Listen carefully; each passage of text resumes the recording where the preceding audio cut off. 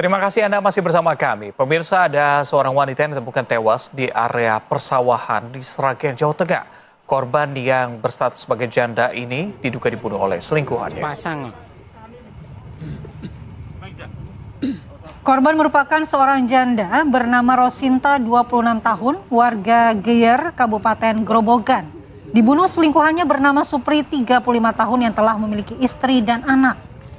Pelaku tega membunuh korban lantaran korban menuntut pelaku untuk dinikahi dan mengaku hamil. Tuntutan menikahi itu berujung pertengkaran. Pelaku yang kesal lantas mencekik korban hingga tersungkur di sawah. Pelaku juga sempat mengambil barang-barang milik korban dan membakarnya di areal persawahan. Satreskrim Polres Sragen bersama Laboratorium Forensik Polda Jateng melakukan otopsi untuk mengungkap penyebab kematian korban, dan dari hasil otopsi tidak ditemukan tanda-tanda kehamilan.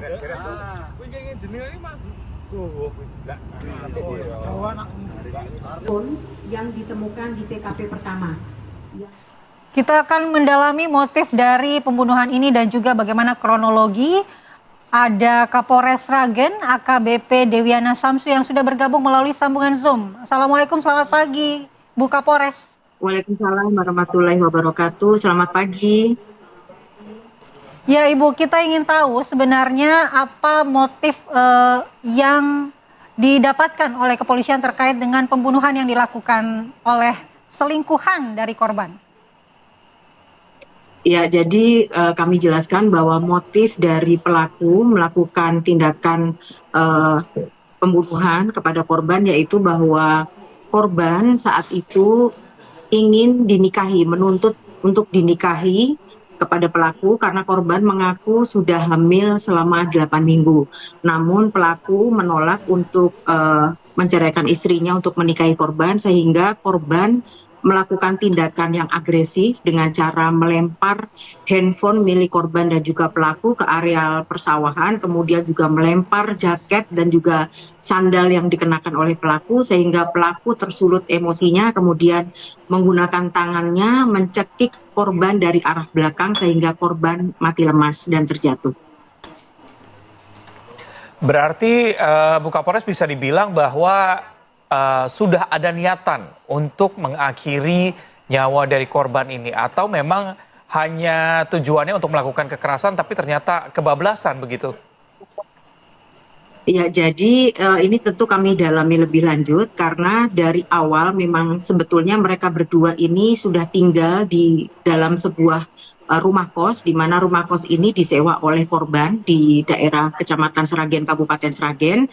Kemudian mereka memang pada saat itu, yaitu hari Selasa tanggal 31 Maret 2026, sekitar pukul 18 waktu Indonesia Barat, mereka berjalan-jalan menggunakan sepeda motor Honda Vario milik dari korban, dan di perjalanan memang korban sejak awal sudah cekcok dengan pelaku, menyampaikan bahwa korban sudah hamil 8 bulan dan menuntut untuk dinikahi. Kemudian pelaku ini membelokkan sepeda motornya dari arah jalan raya menuju ke daerah yang sepi, yaitu di persawahan di TKP. Kemudian terjadilah cekcok yang lebih besar, kemudian berakhir dengan pembunuhan tersebut.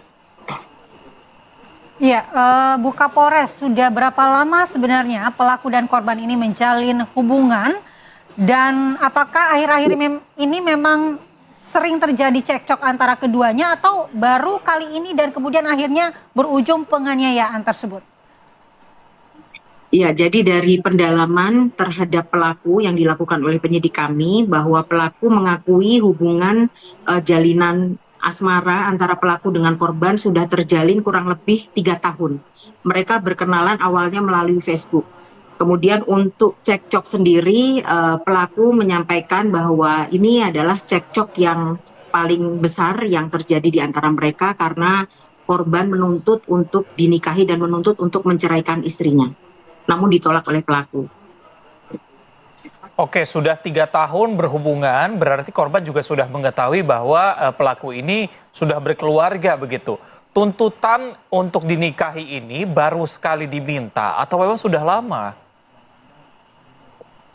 Untuk tuntutan dinikahi ini nanti kami akan dalami lebih lanjut apakah sebelumnya juga korban pernah menuntut untuk dinikahi karena ini masih dalam proses penyidikan lebih lanjut oleh tim penyidik kami.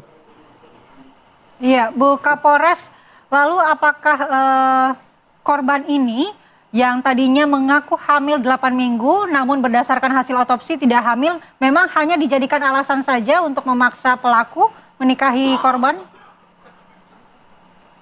Iya, untuk indikasinya demikian, namun nanti akan kami dalami lebih lanjut dalam pemeriksaan saksi-saksi terkait juga. Konstruksi hukum bagi pelaku, mungkin bisa dijelaskan Bu Kapolres?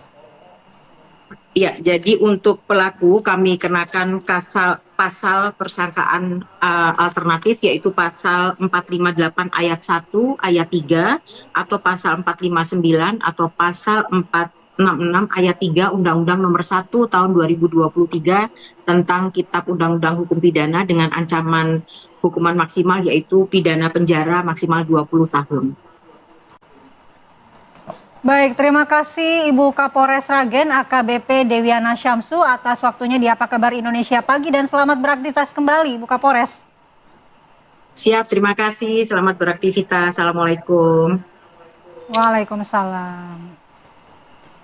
Dan pemirsa, kami masih akan kembali dengan informasi menarik lainnya di Apa Kabar Indonesia.